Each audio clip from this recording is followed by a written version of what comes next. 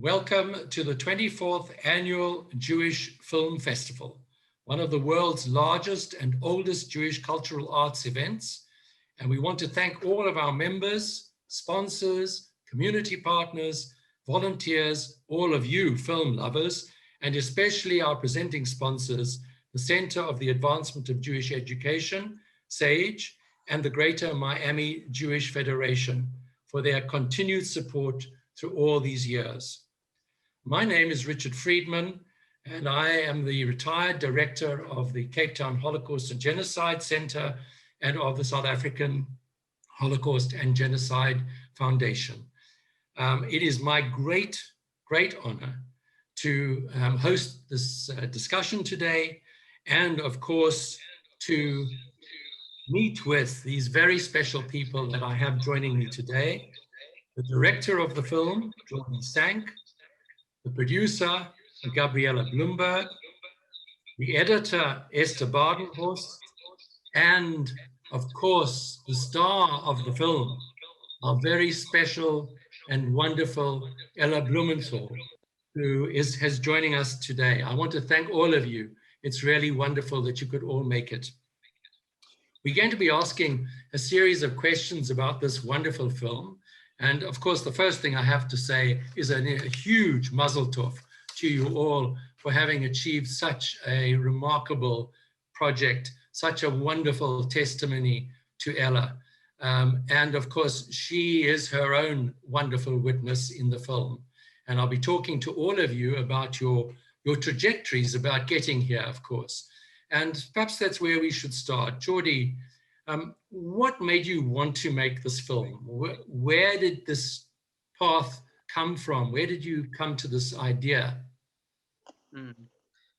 So it all started with me meeting Ella. I can very clearly remember the moment.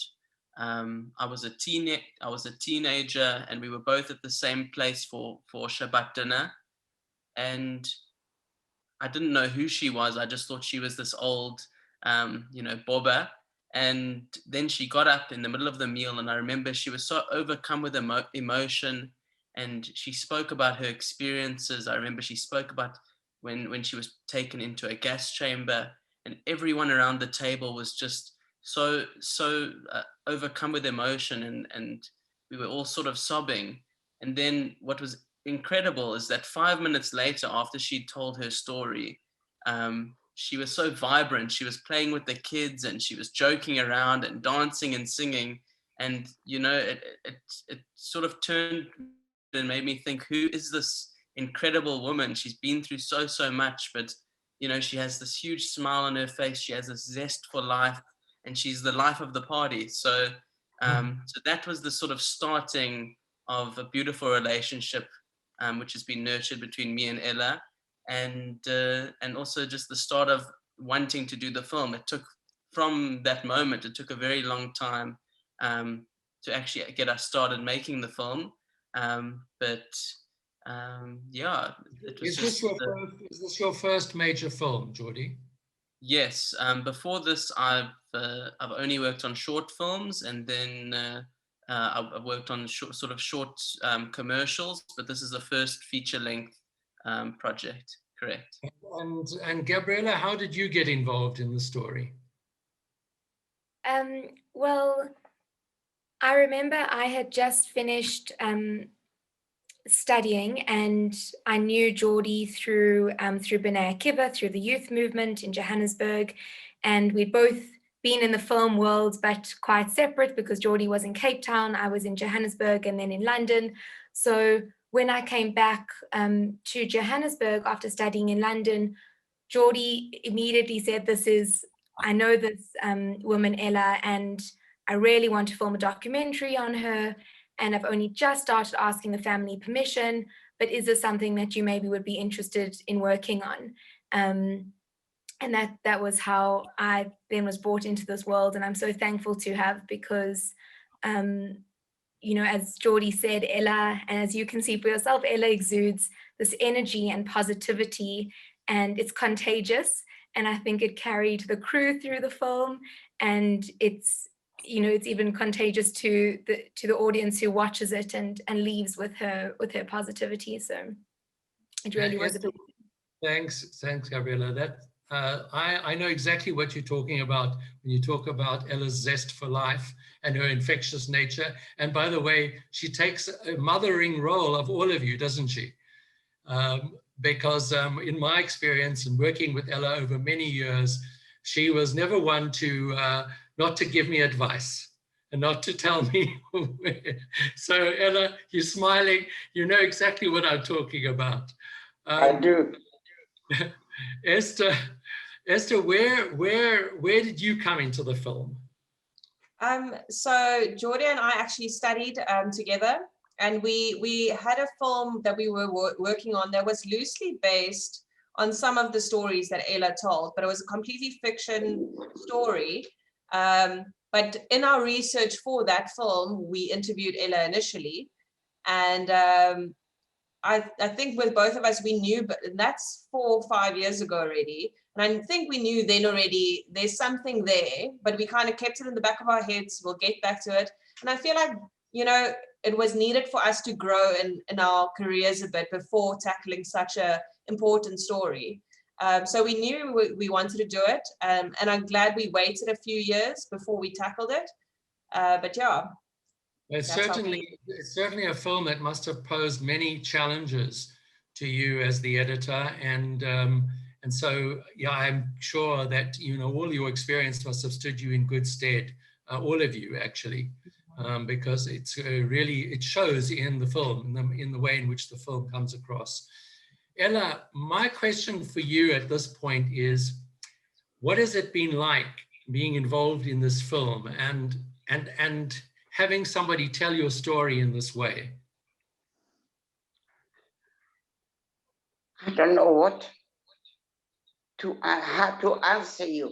I just know that Jordy came up to me, sat down opposite me, made me calm, that I could collect my thoughts, and slowly, I was telling him my life story. He knew it, he heard it, he understood it. I could see that he was reliving it with me. And that was very important for you, because to work with somebody so closely for such a long time on such an important document, and I'm calling it a document because it is a document in a way, it must have been something that you really gave your heart to, Ella. I do. You're perfectly correct on what you said. Yes. Your estimation, you thought, is just right. Perfectly. And so let's now look specifically at the film itself and the approach, the particular approach that you took. I was very interested to see that you began the film with the sort of contemporary issues of anti-Semitism. What prompted that particular entry point into the film? Perhaps, Jordy, you begin, and Gabby, you can comment as well on it, I think, because it's the two of you who've been working on this so closely. But what prompted that decision? So that came a lot later in the process of filmmaking, where we'd already started reaching out to people, I guess, in different film markets and and a whole bunch of other filmmakers, and we were telling them about the project, and we sort of got a response from them. It was almost like, oh, not another Holocaust film. And, you know, to us, it really hurt, because we really felt like Ella's story needed to be told, and it's so inspirational and so beautiful, and, you know, just what she's made with her life and what she's done. And we thought that one way that we can combat that is by showing that, you know, we always say never forget, but if you look around the world, there's a rise in extremism and, you know, anti-Semitism, discrimination, othering. And we thought that this was a great way to start the film, And just another sort of segue, how we thought it was great to introduce Ella's character is, Gab, I don't know if you want to maybe speak about the incident. You can maybe continue from here. Sure. So, as Jordy was saying, we were quite far into the editing process, and we had an event, an incident, I suppose, in South Africa, where an influencer posted on social media that Hitler was innocent, that the Holocaust didn't happen, and was really spouting anti-Semitic remarks. And then Ella stood up and wrote this open letter to this influencer, and it was picked up by a few local news channels. And we really were all, I think, humbled when reading Ella's letter, because it would be so easy, you know, when you hear someone attacking your history, to attack back. And what Ella said was, I hope that we have a chance to meet, that we can speak about this, that there's love, that there's tolerance. Ella speaks about the propaganda and the fake news that's happening today, how it's similar to how it happened back in the time of World War II.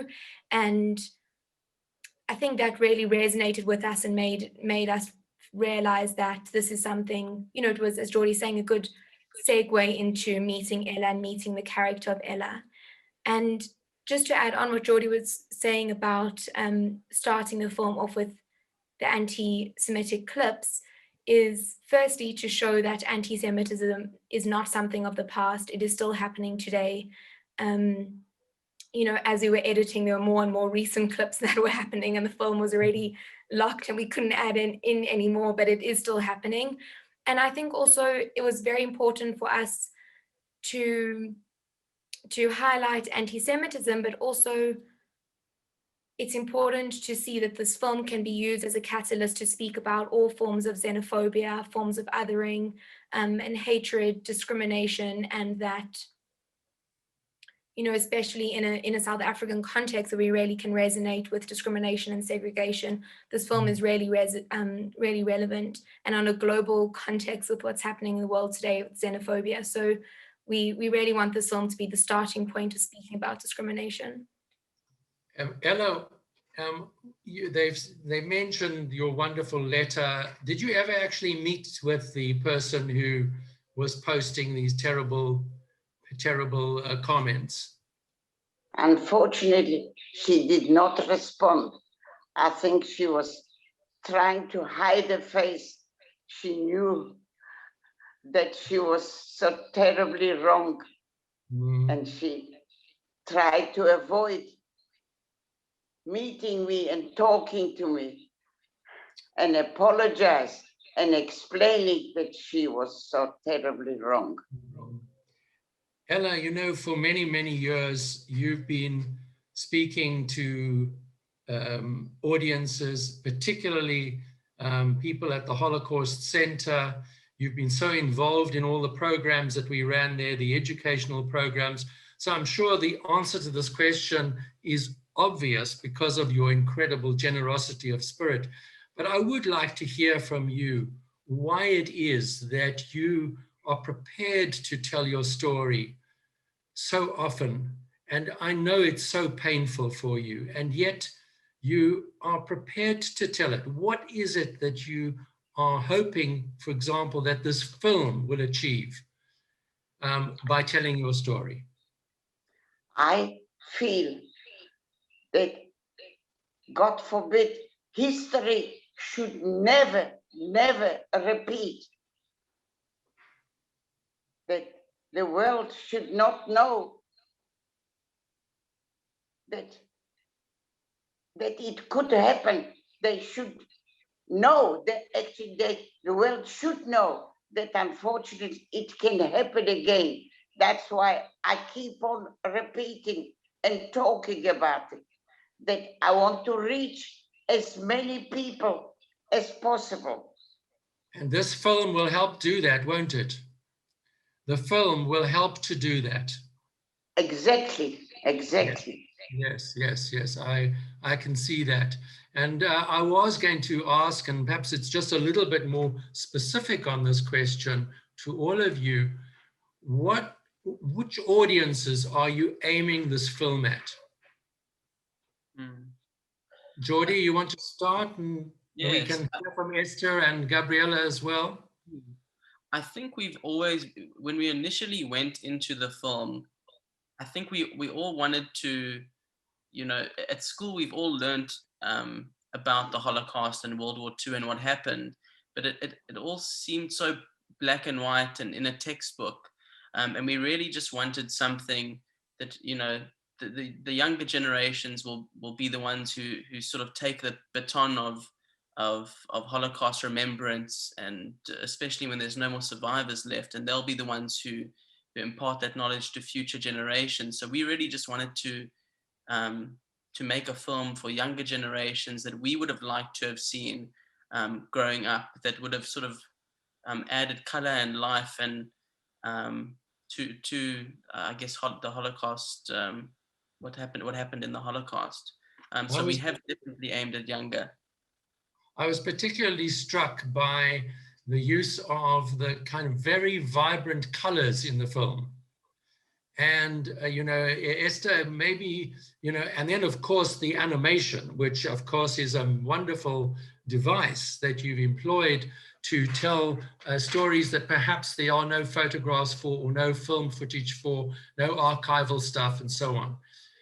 Esther, what was that like for you to work in that very complicated way, and of course working with this color enhancement almost that made the story so vibrant? What was it for you? How did you approach that? So I think we knew from pretty early on that we wanted to do animation because there's so much, it's either that or reenactment. And reenactment is a whole film on its own, actually. But we thought animation would be such a smart way to tell these stories and to show these things that we can't show with any kind of other footage. And also it could resonate more with youth and maybe a wider audience, and maybe to an audience that is not as educated.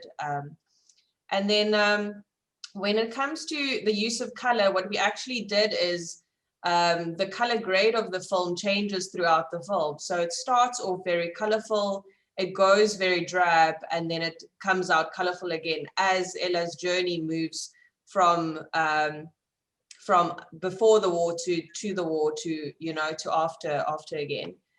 So the color grade really follows kind of the flow of and the feel of the film.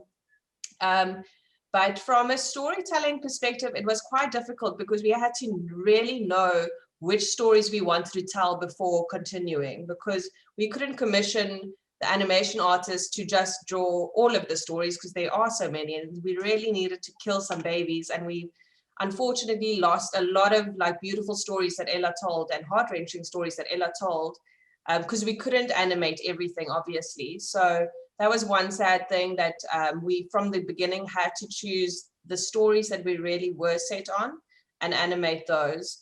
So the workflow was quite interesting.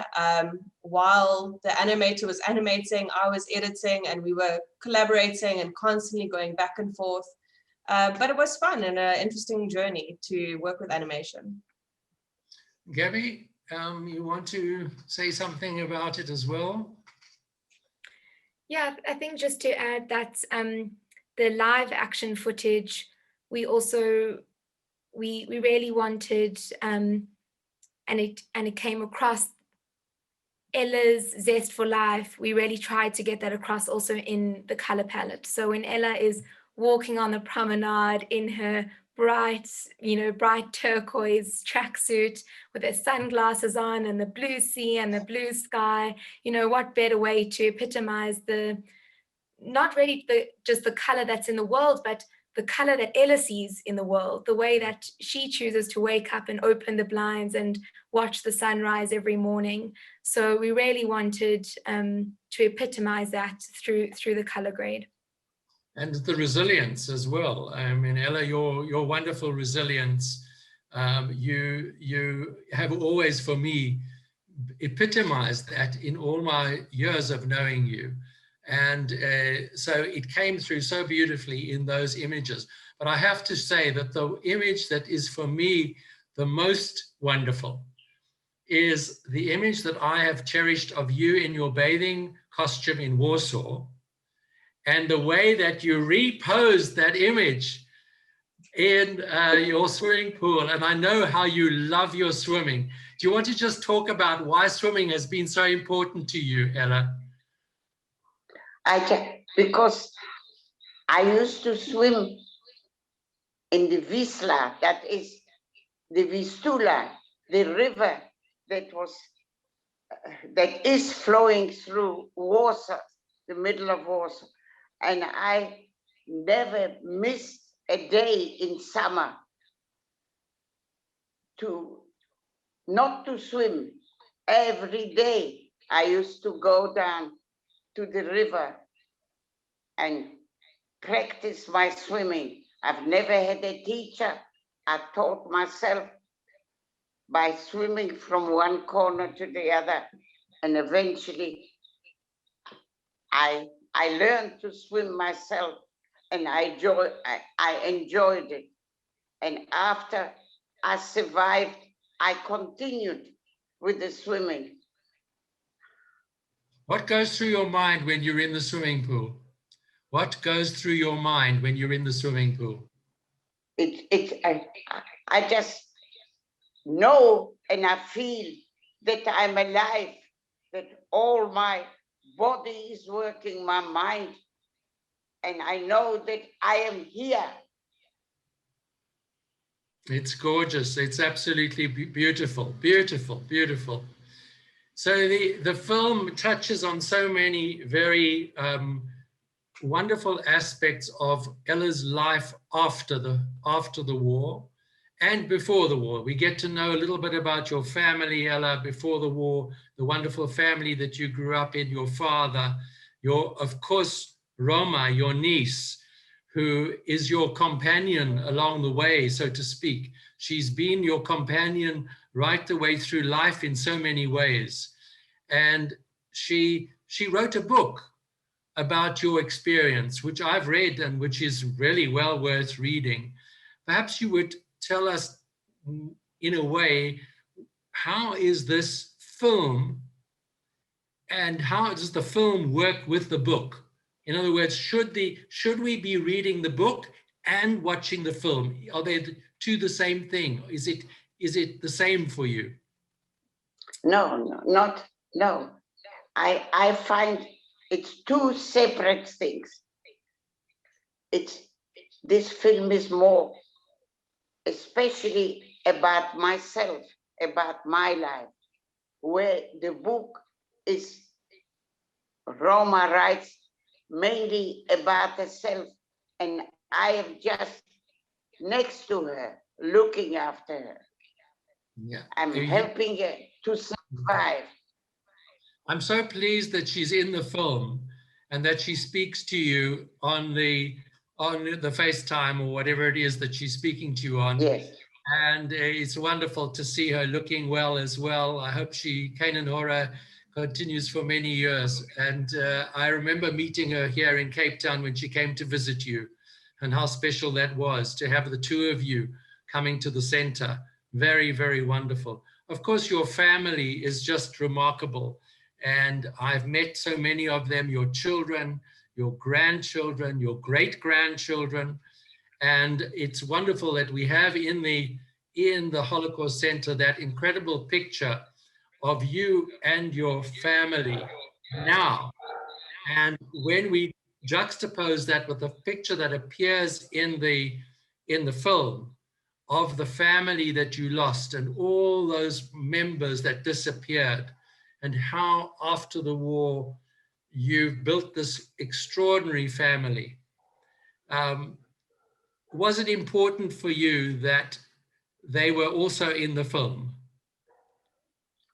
Your Definitely. family? Maybe Definitely. Why is that so important? But they are part of my story, but they're part of my life. Absolutely, absolutely. They had to be there. No And question about it. and I thought that was wonderful. I'm grateful to Jordy that he found place to get them in, to put them in, because this is what I strived for, to build up a family and to get us going, moving. There should be now, thank God, I've got, I think, 10 of great grandchildren who will be able to still talk about my life, tell the world what's been happening. Mm. And now I know that it definitely won't be forgotten. It will be there. People will listen when those great grandchildren will grow up and will be able to tell my story. And there they are in the film. So I think it's wonderful that that you took that decision to work the way you did with the second and third generation, as they're often referred to, the children, the grandchildren. Perhaps you'd like to just speak about that, Gabby? Sure, I think, we really thought about including the second and third generation for a few reasons. I think the Holocaust, as I believe is true for any trauma, doesn't only affect the generation that goes through that trauma. And, when we speak to Ella's children in the film, they speak about the experience of growing up, and at first, Ella, when she had her tattoo removed, told them that the scar was from a car accident, and only slowly started opening up. And, the children are so open with us, and I think we're so thankful for their vulnerability in the space, because they speak about hearing Ella having nightmares at night and only later on understanding what that was about. And I think there's also there's more than the trauma, I think, that may be passed down. I think a lot of Ella's characteristics also passed down very clearly. Her appreciation of life, her unwavering love of her family, her resilience, her determination. I think that you can also see in the film, and meeting her family personally, you can see that her family also embody all of those traits. So I think it was important for us to allow the family to be a part of the film and to have a touch on what their experiences are too. Yeah, it's a powerful element in the film that those voices are there, and I think that was it was the correct decision without a doubt to have included them. What also came across in those family gatherings for me was the very strong Jewish identity, the very strong connections to Yiddishkeit, to Jewish custom, to religion, and so on. And of course, if we're saying where it comes from, we know exactly where that comes from, because it's from the Boba, it's from Ella. Ella, let's talk a little bit about that, about your religious... Amen, amen. Amen.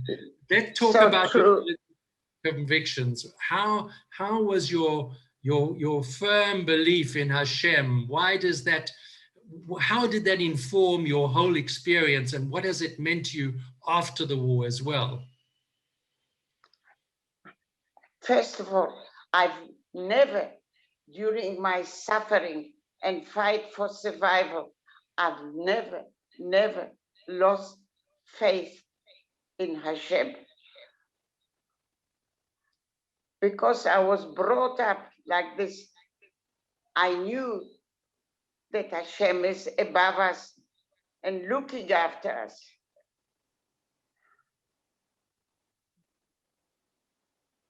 It's been in me since during my growing up.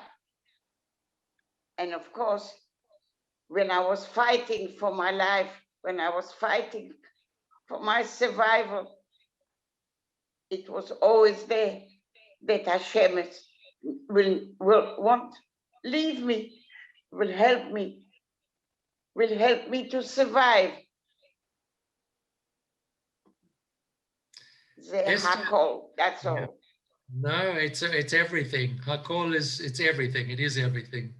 Esther, for you, what was it like dealing with this incredibly personal, precious story as an editor who has to make a film speak, who has to decide which of the shots can stay, which can't stay? Must have been a very difficult program for you, that whole process.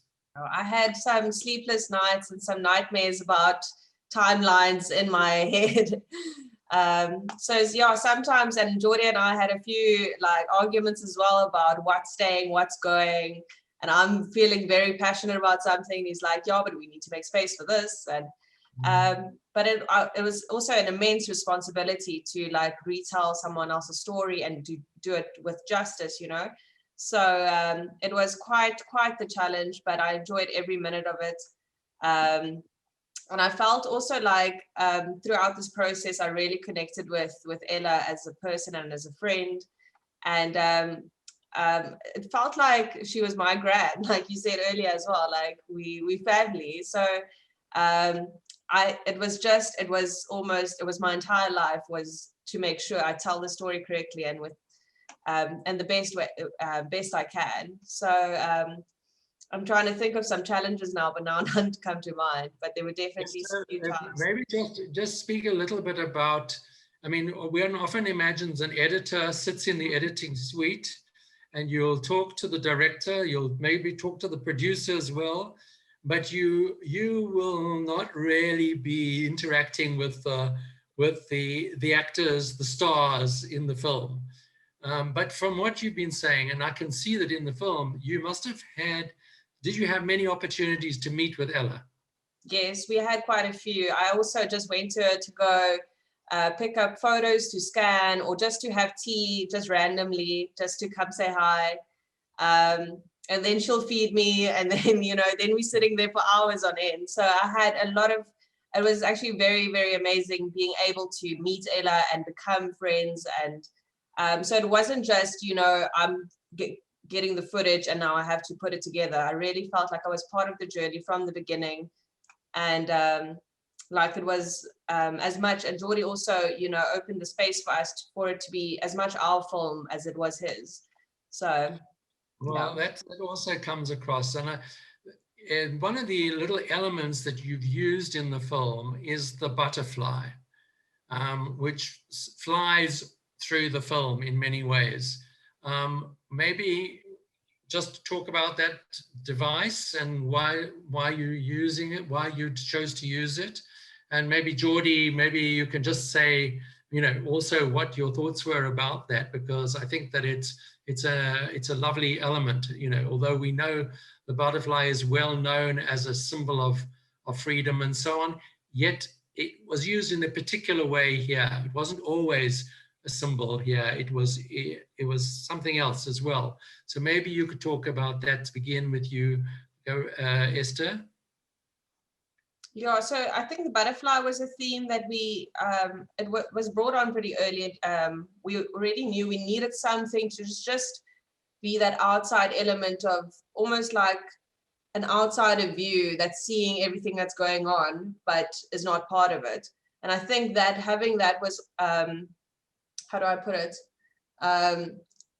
Yeah, and also when the butterfly came and it was squashed, it's this innocent thing that didn't do anything wrong. It's just flying by, and this guy comes and steps on it. There was no reason or so it has comparisons with the Jewish story, but then also it's this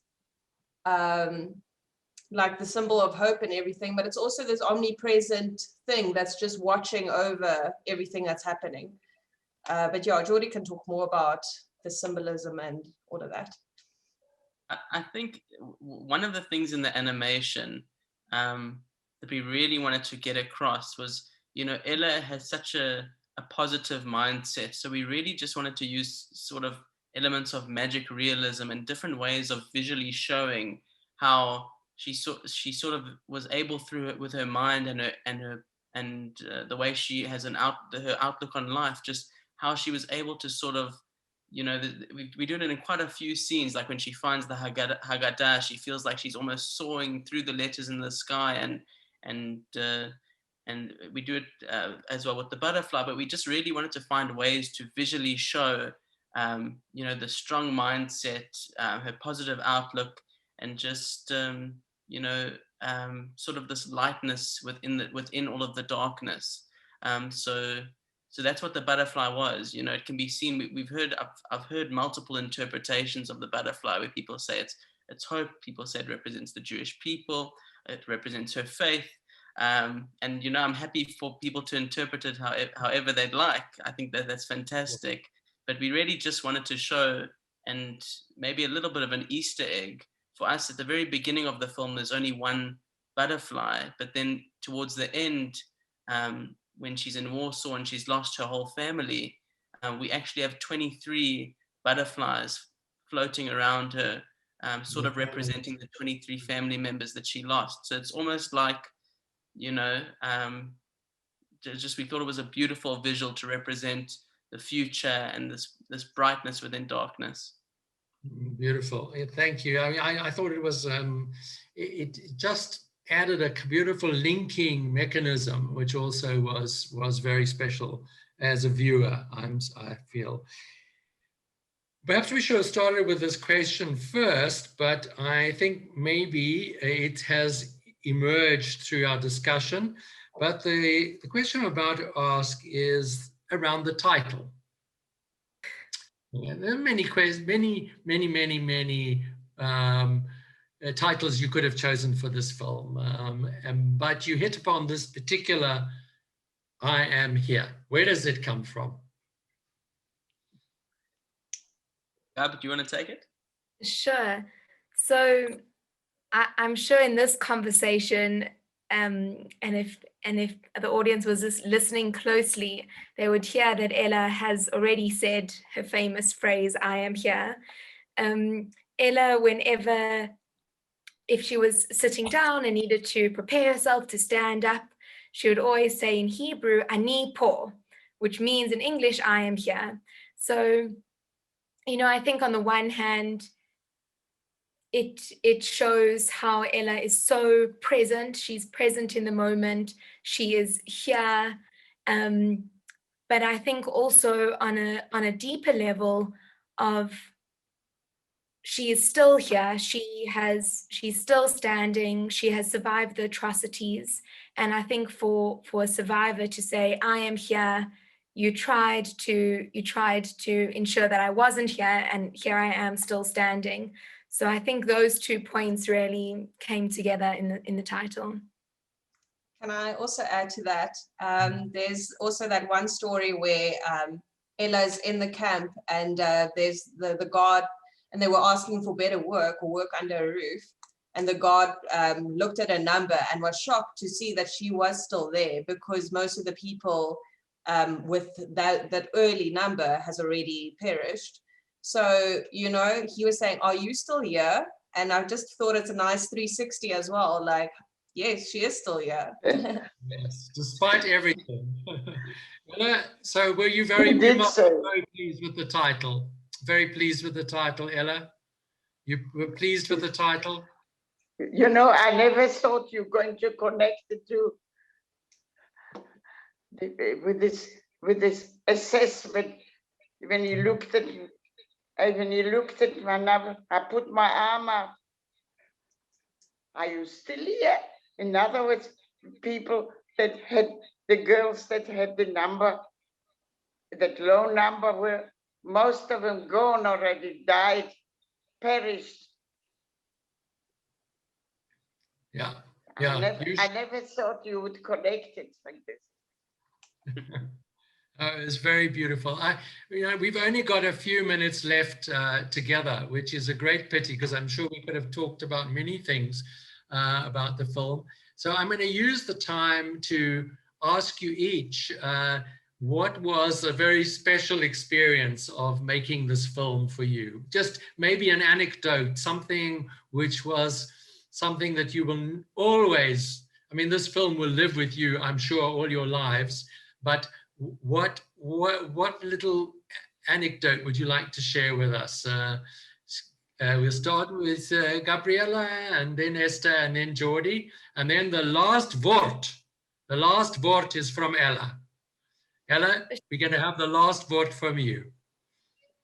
Sure. I hope I don't, Jordy, if I'm stealing your moment, then just give me the sign.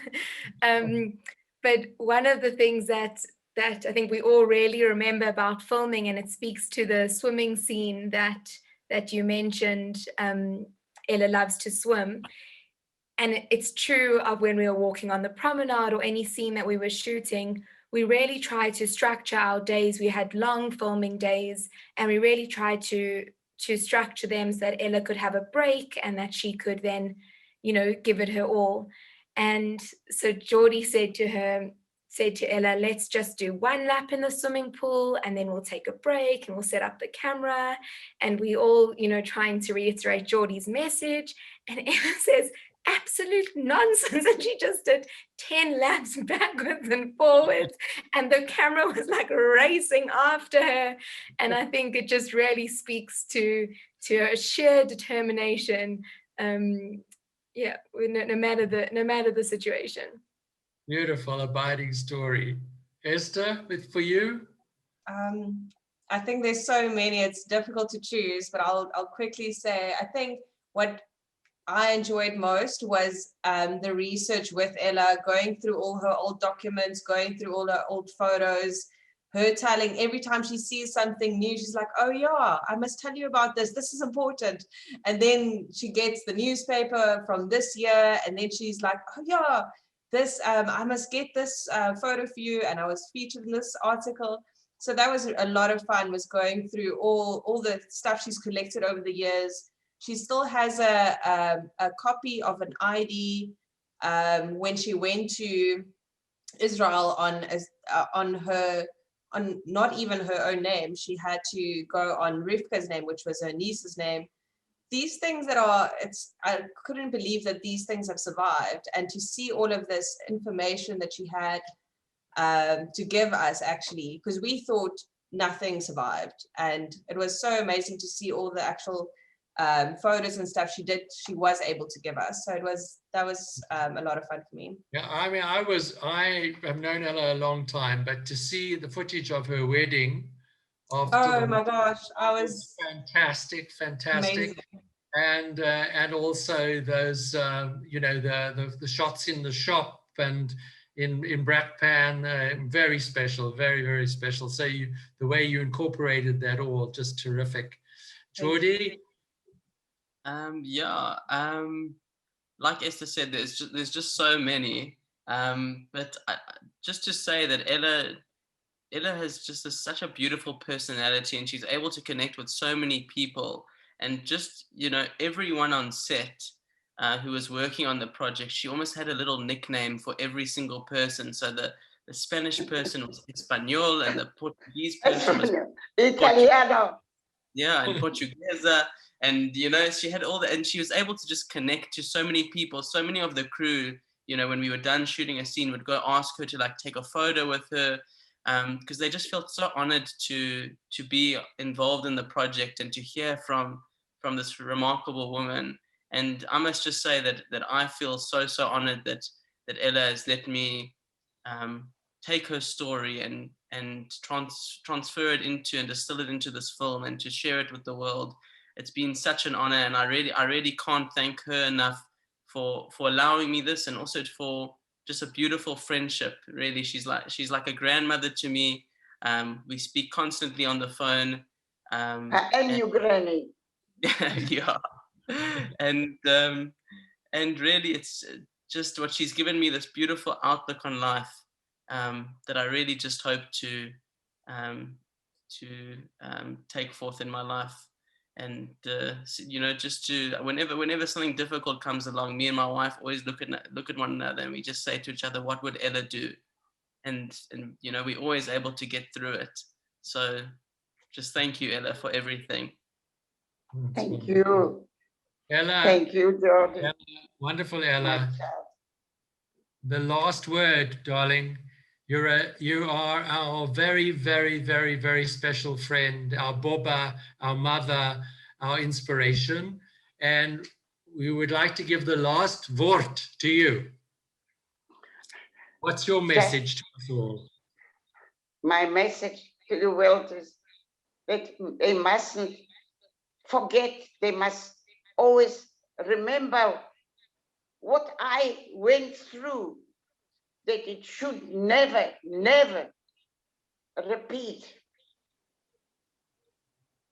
And I must just tell you, Richard, I am listening now to you, to all of you, and I'm thinking now, is it me that lived through as a young girl in Warsaw, and then through the Warsaw Ghetto, through the fight, every day hiding in different places, and to go on to in Majdanek, and then from Majdanek, in Majdanek,